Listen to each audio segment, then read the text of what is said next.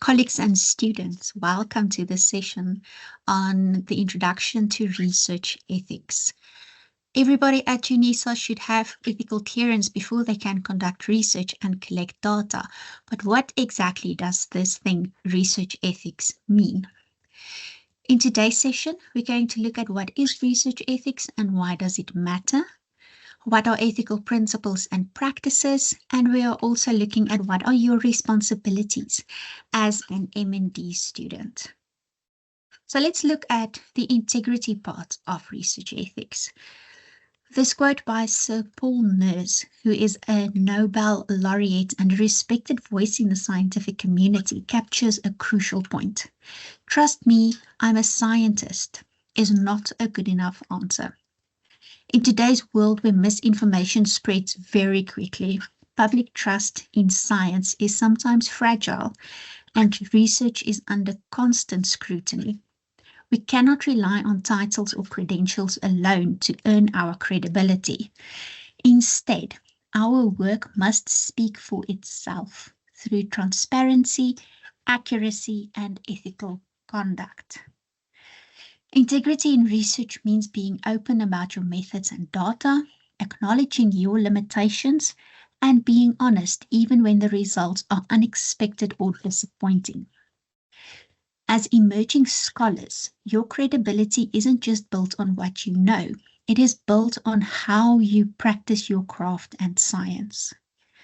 If someone challenges your work, you must be able to explain it, not defend it with your title, but to support your work with evidence, ethical reasoning, and a clear process. This is why we place such a strong emphasis on research integrity and research ethics from the very beginning of your postgraduate journey. It's not just about avoiding misconduct. It's about cultivating trustworthiness and professionalism in every step of your research. So let's start by asking a simple but important question today. What is research ethics? You'll see on the screen that there is a word cloud with many terms. Ethics, moral, philosophy, right, wrong, person. These words gives us a glimpse into the broader concept of ethics. But what do they mean within our context as researchers? At its core, research ethics is about doing the right thing, especially when it comes to how we treat people, how we collect data, and how we report our data. Also, how we ensure our work is honest, respectful, and responsible. It goes beyond just following the rules of the university. It's about upholding integrity, respect, and accountability in every stage of your research process. Why is it important? Because research doesn't exist in a vacuum. Our research that we are conducting affects people, institutions, communities, and society at large. And when we get it wrong, as history has shown, it can lead to real harm to people. So throughout the session, we'll unpack what research ethics involves, what principles guide us, and what your responsibilities are as M&D students and researchers of this institution. When our research involves people, whether it's through interviews, surveys, experiments, or even just analyzing existing data about people, it raises complex ethical, legal, social, and political issues. We are no longer just working with ideas or data. You're not just writing an assignment. We are dealing with people's lives, experiences, and rights. So because of this, research ethics has three core objectives. The first objective is to protect human participants. This includes their well-being, dignity, and rights. The research that we do must never harm the people that it involves. Our second objective of research ethics is to ensure that research benefits society. Our research must be conducted in a way that serves the interests of individuals, communities, and the broader society, not just the interests of researchers. Our third research ethics objective is to assess the ethical soundness of the research activity itself. This includes managing risks, ensuring confidentiality, and making sure that participants give truly informed consent. These three objectives guide the ethics review process, and it helps us as researchers to think critically about the potential impact of our work. So the summary you see on this slide gets to the heart of why ethics clearance is not just a formality. It is an essential part of conducting responsible research.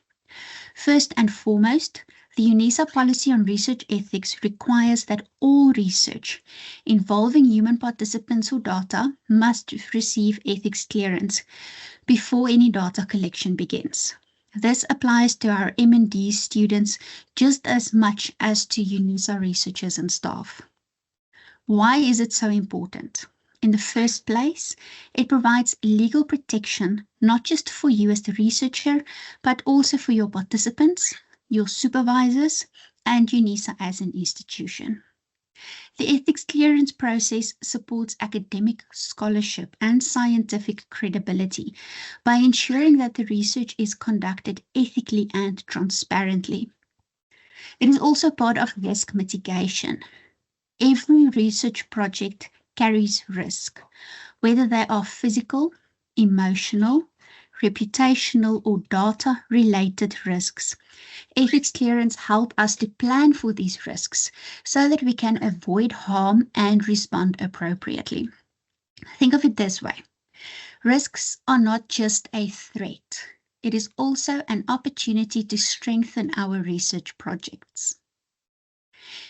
Ethics clearance promotes ethical conduct, which includes avoiding major issues like falsification, fabrication, and self-plagiarism.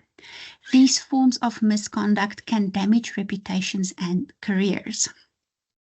Most importantly, ethics clearance protects the rights, dignity, and safety of our participants, and by extension, the broader community involved or affected by our research. So even though the process can feel bureaucratic, it is about ensuring that our research meets the highest standard, both academically and ethically.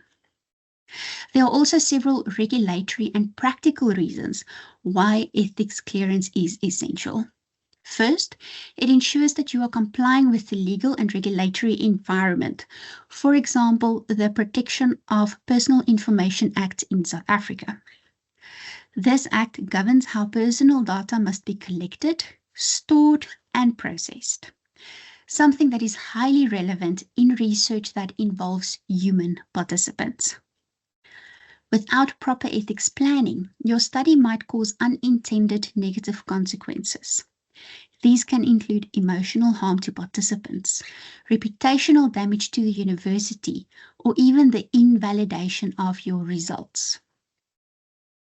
A project that undergoes ethical scrutiny is more likely to be viewed as rigorous, credible, and scientifically sound, and this adds to the overall value of your degree, your thesis, or your dissertation. Ethics clearance is often a prerequisite for funding, whether it be internal or external. Similarly, if you are a staff member completing M&D studies and you have plans for sabbatical leave, conference attendance, or research grants, you will need to show proof of ethics approval. Finally, for ethics clearance importance, many academic journals will not accept submissions unless you can confirm that your research received formal ethics approval. So you can see that ethics clearance isn't just about compliance with some policy.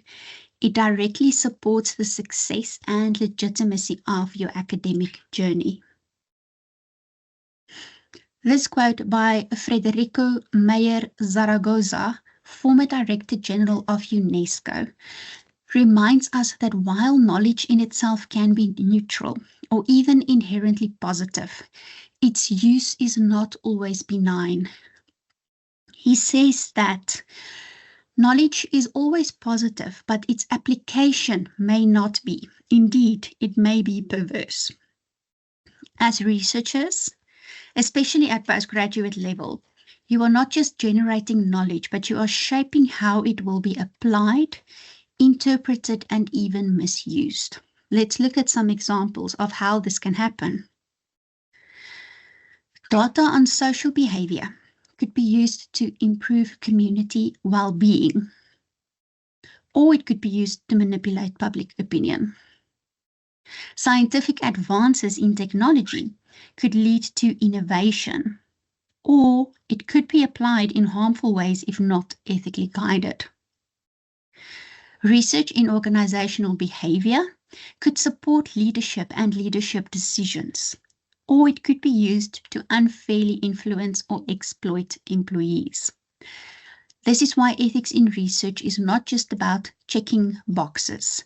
It is about foreseeing the possible consequences of your work and ensuring that your research upholds human dignity, fairness, and justice, even long after your study has been concluded. As you embark on your research journey, keep this in mind. The real test of ethical research isn't only in how you collect data. It is also in how the knowledge you create might be used in the real world. So while you are busy with your research journey, it is important to understand how ethical decision-making is structured and supported. This slide introduces you to a useful framework that highlights 4 key components that we rely on when reviewing and conducting ethical research. First, we start at the top left with ethical principles. These universal values, like respect for persons, beneficence, and justice, form the foundation of ethical research decision-making.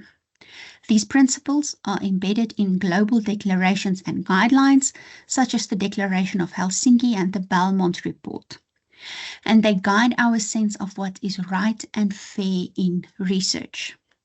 Next, we have ethical requirements.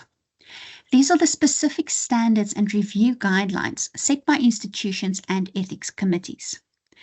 They tell us what must be included in an ethics application, such as informed consent procedures, risk assessments, and participant protections. Think of these as the checklist part of getting your ethics clearance approved. Our third component of the research ethics decision-making framework reminds us to pay special attention to context, and it is called special considerations. Let's look at an example. If your study involves vulnerable groups like children, people with disabilities, or employees participating in workplace research, then additional safeguards and considerations apply. You also need to be sensitive to your research methods and the environment in which the research takes place. Our final part of the framework relates to statutory responsibilities. These refer to legal and institutional frameworks that govern research.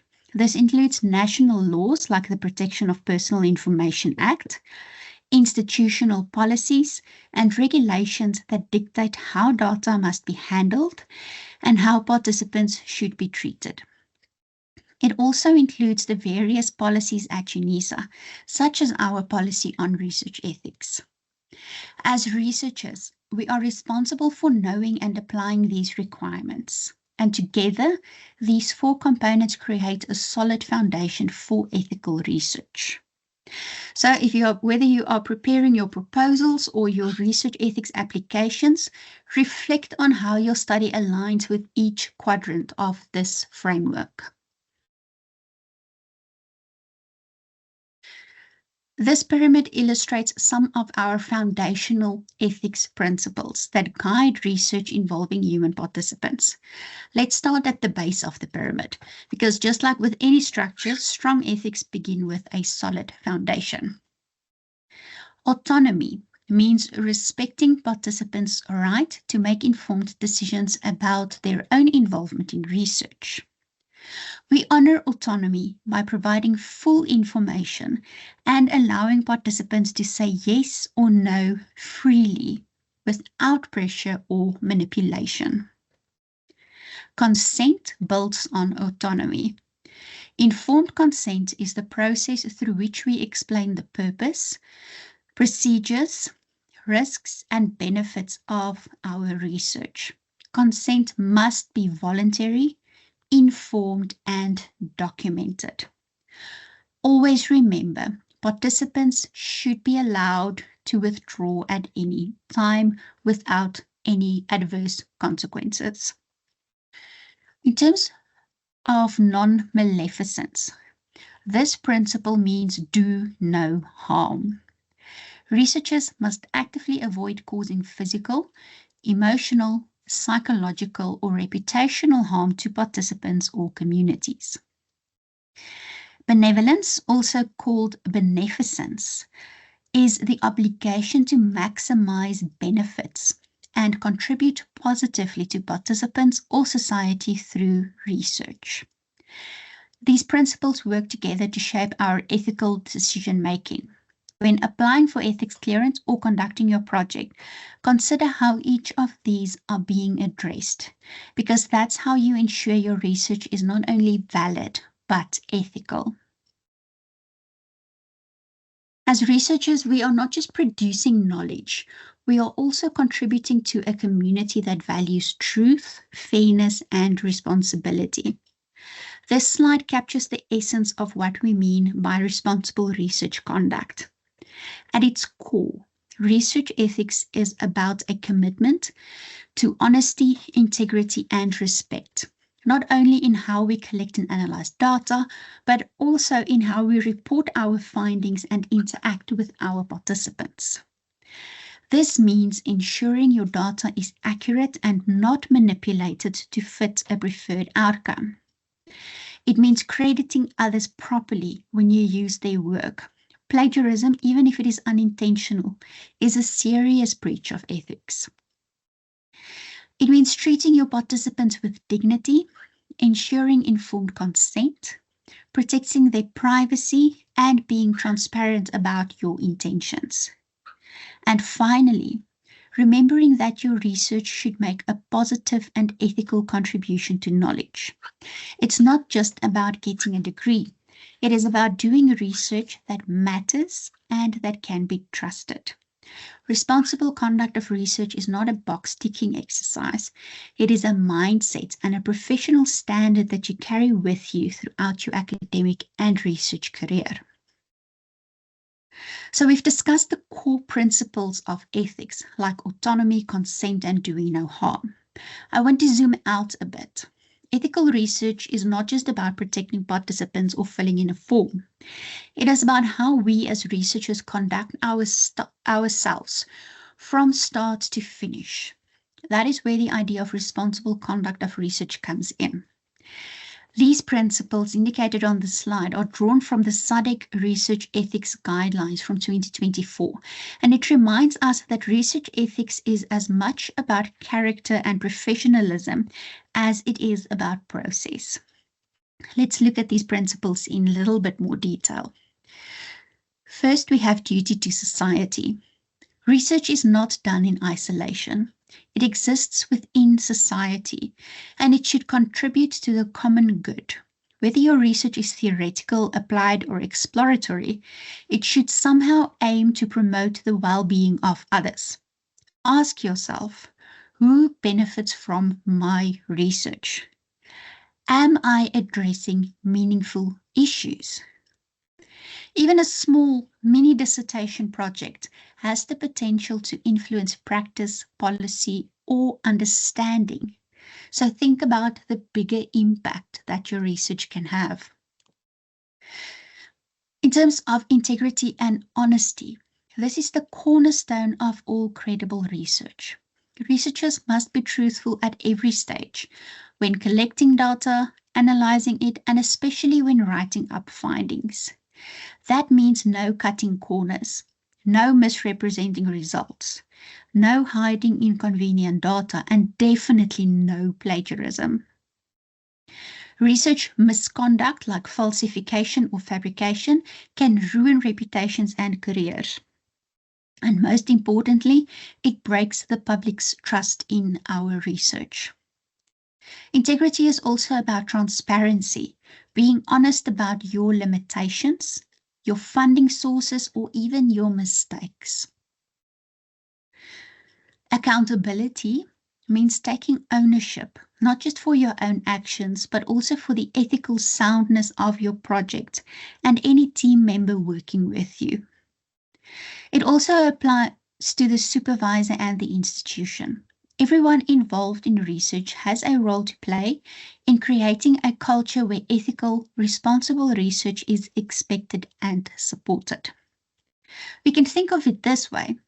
If something goes wrong, are you ready to explain how you handled it? And would your response reflect responsible practice? Our next principle is good stewardship and care. Stewardship is a powerful word.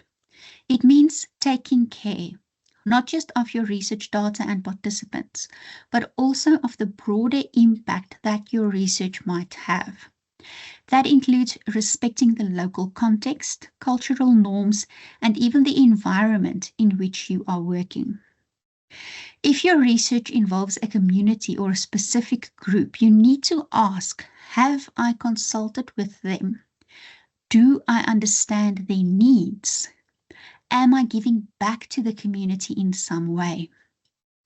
Good stewardship turns research into a mutual process, not an extractive one where we are just using participants for information. Our final principle on this slide is social awareness, and it means being sensitive to how your research could affect others, especially marginalized or vulnerable groups. Maybe your study doesn't directly involve these groups, but your conclusions could be misused to reinforce stereotypes. Could your language unintentionally exclude or stigmatize certain groups?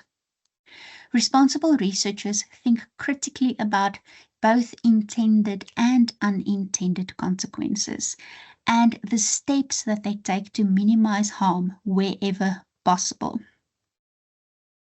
So, reflecting on these principles helps us to move from simply doing no harm to actively doing good through our research.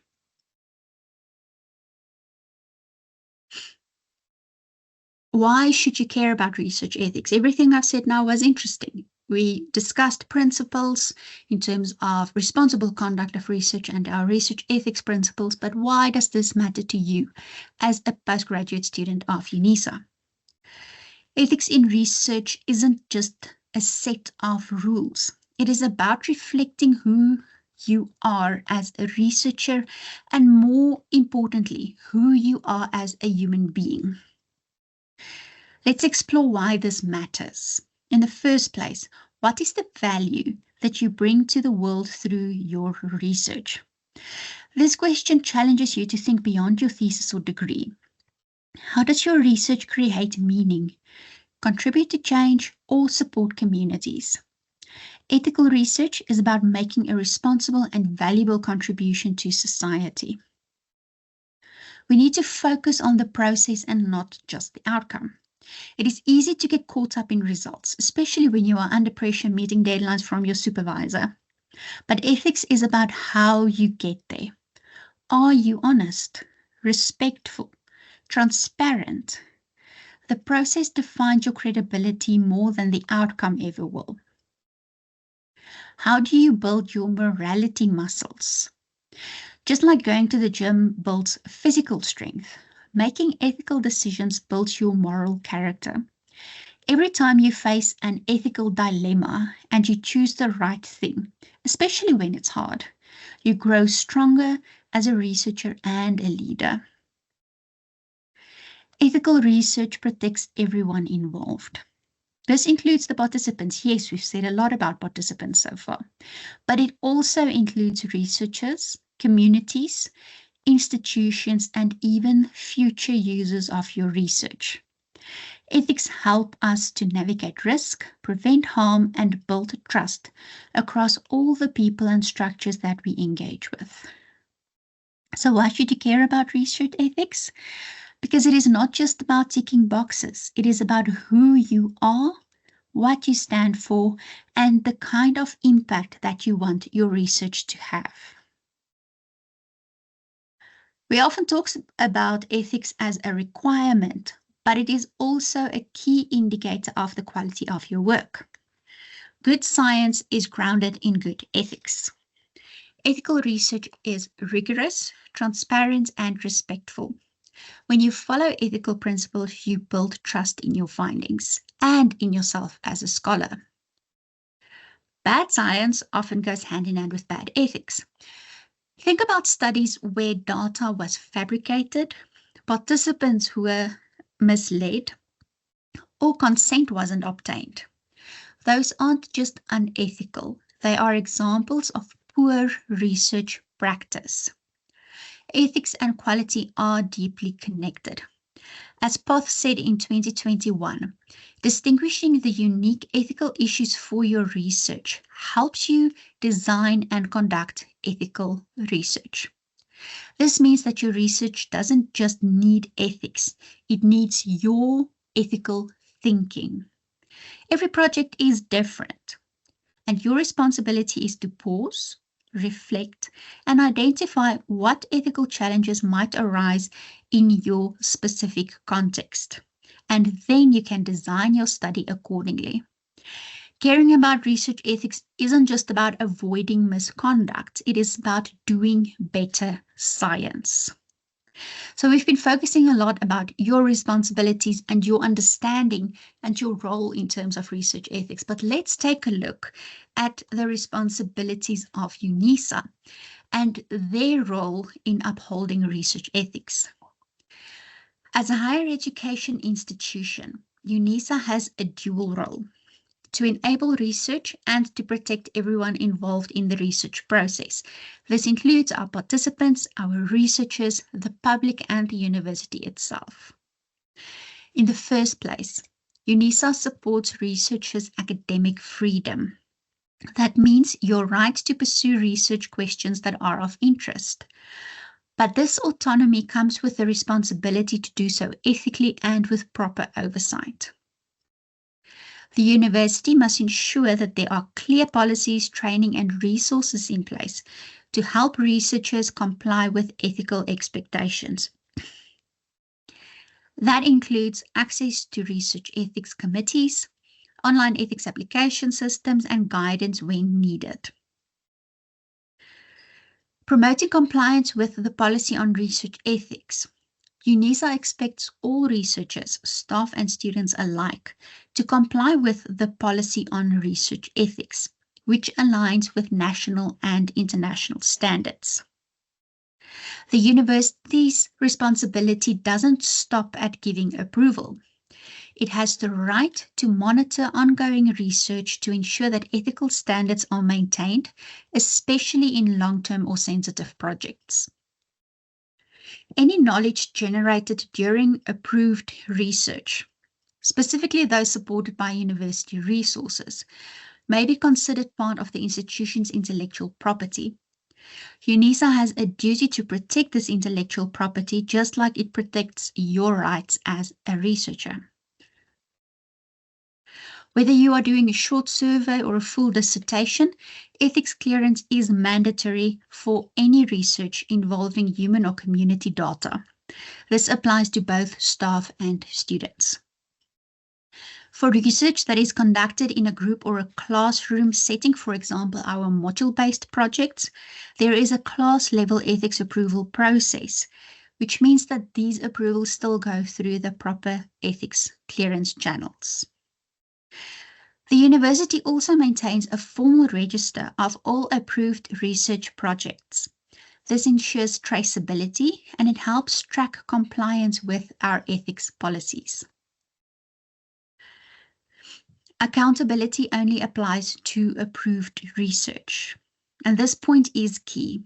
UNISA is only accountable for the research that has received official ethics clearance through one of its ethics review committees.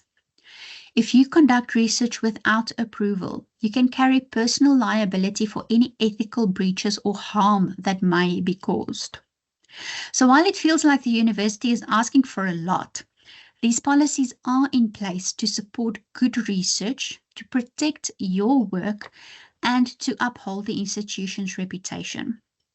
Which means that as researchers, we are in a partnership where we work with UNISA together to maintain integrity in the research process. So now that we've looked at the institution's responsibilities, we also need to reflect on your role as a researcher, what rights we have, and more importantly, our ethical responsibilities. Being a researcher means more than just generating knowledge. It is about doing so responsibly, transparently, and collaboratively. You have the right to pursue your research ideas independently and creatively. This academic freedom is essential to scientific progress, but it comes with the expectation that your work aligns with ethical and scientific standards.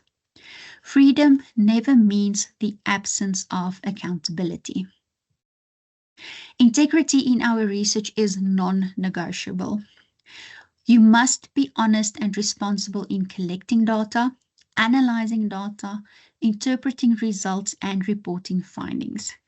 This includes avoiding misconduct like data fabrication, falsification, plagiarism, and misrepresentation of authorship.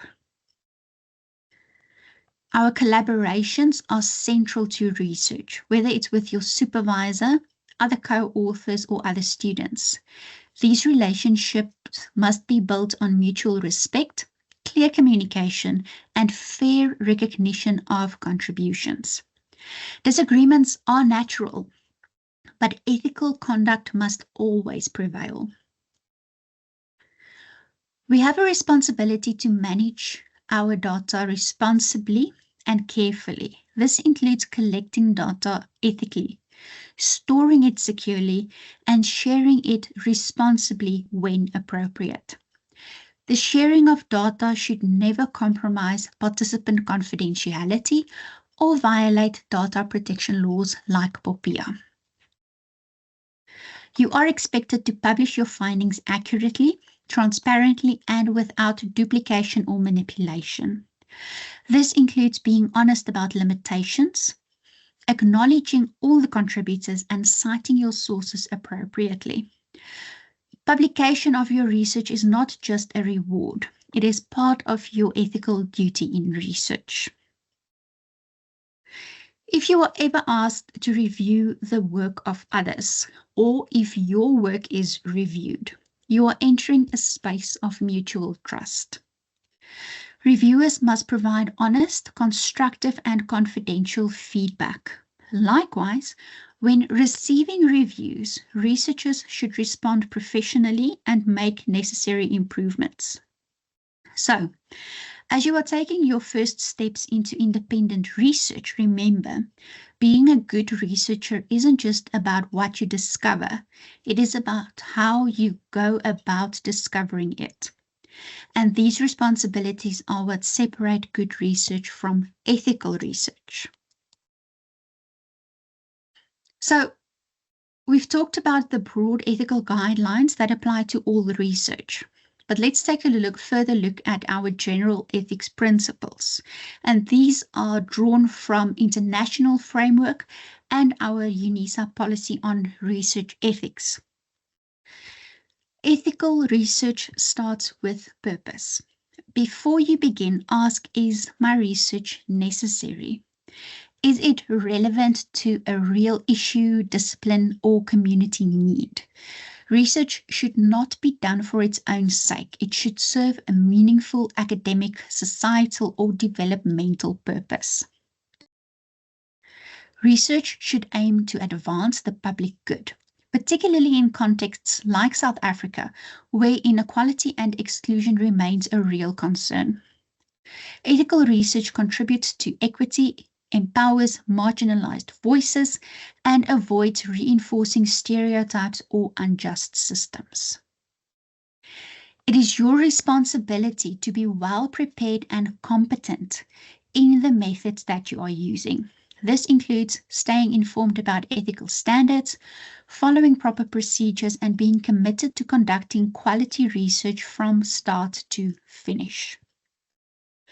You must respect the rights, dignity, and confidentiality of your participants.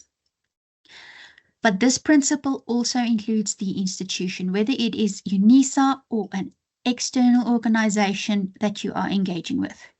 You must secure permission, avoid reputational harm, and conduct yourself professionally.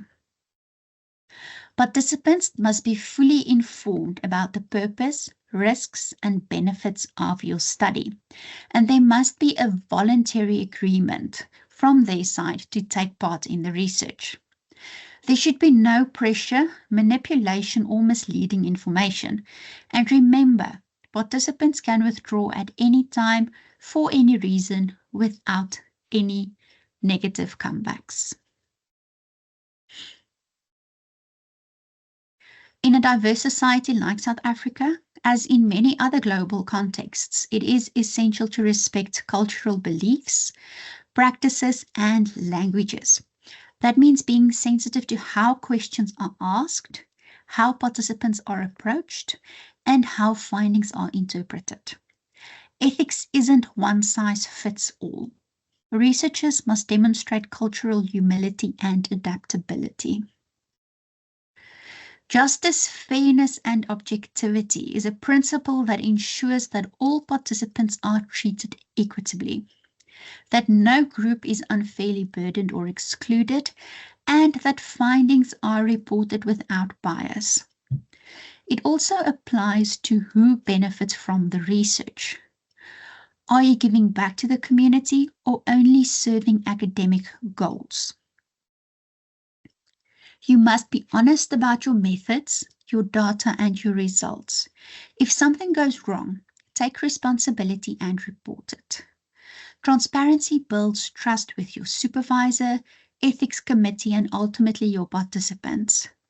Accountability means being answerable for the entire research process. All research carries some level of risk, whether physical, psychological, social, or reputational. The ethical obligation is to identify potential risks early and to put measures in place to reduce or eliminate these risks. This is a major focus of your research ethics application. Our last general principle is non-exploitation. Participants should never be used purely as a means to an academic end. You must ensure that their time, knowledge, and lived experiences are treated with respect. That includes giving recognition where it is due, being transparent about how data will be used, and offering feedback or findings when appropriate. These principles will help you to navigate the real-world ethical dilemmas that might not always be obvious in a textbook. They are especially useful when working with vulnerable populations, community organizations, or within cross-cultural contexts.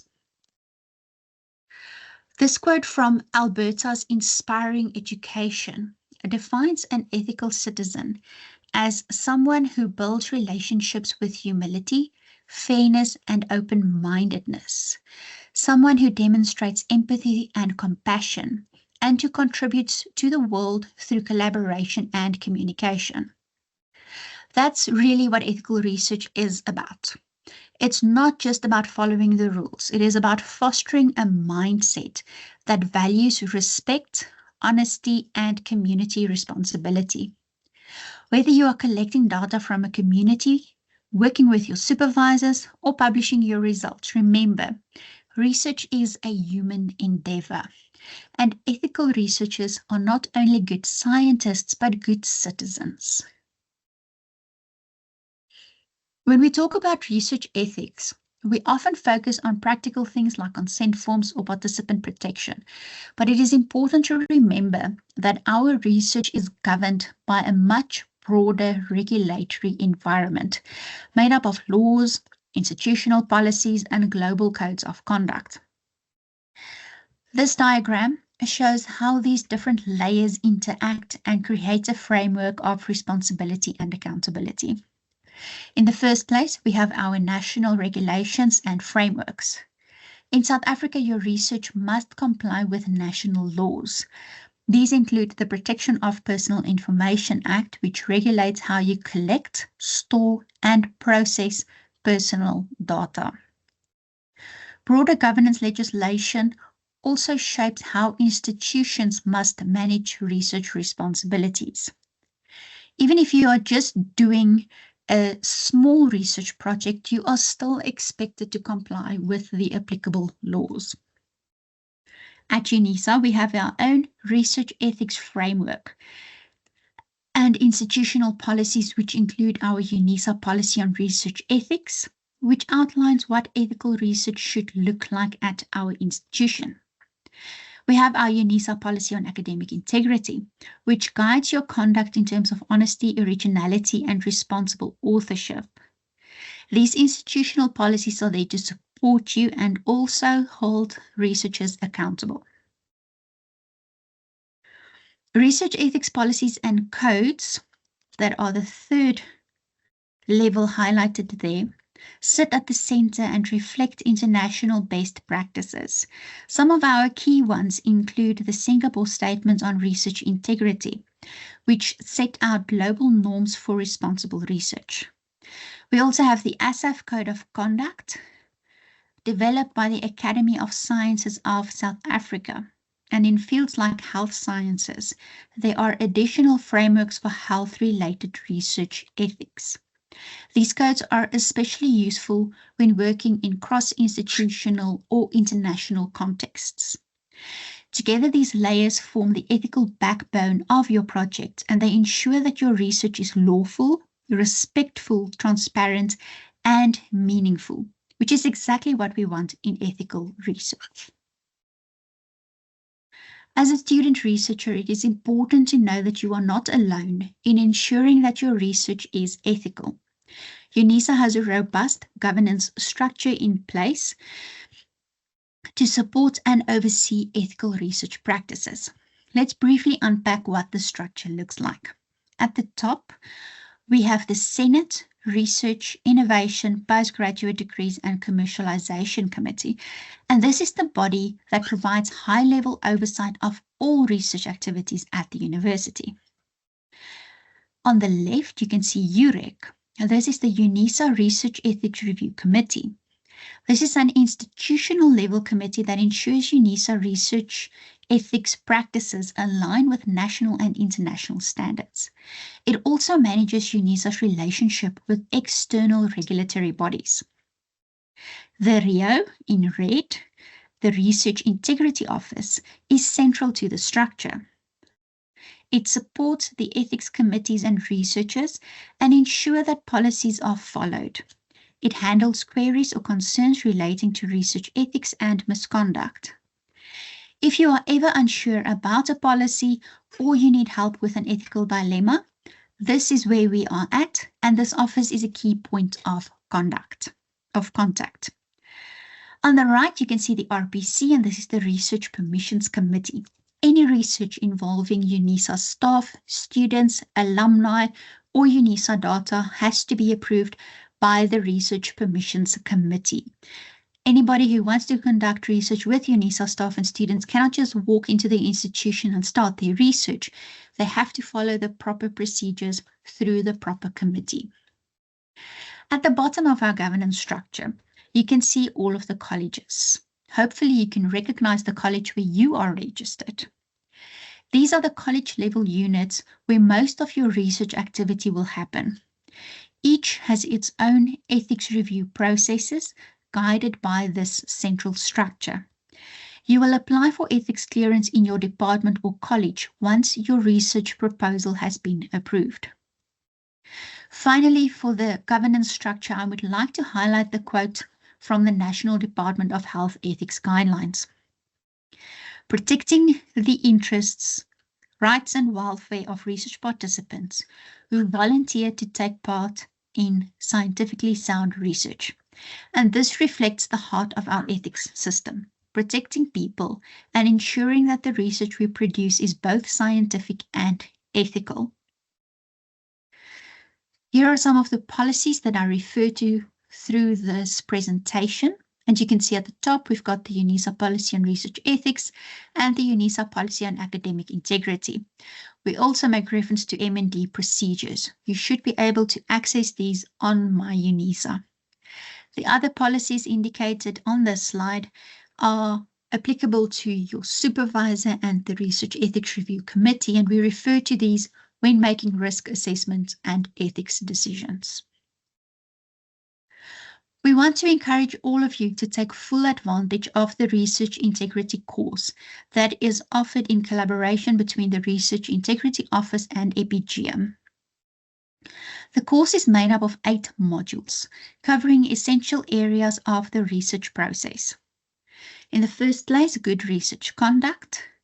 We have irresponsible research practices, planning your research, managing and recording your research, data selection, analysis and presentation, scholarly publication, professional responsibilities, and communication, social responsibility and impact. These modules don't just tick the ethics box.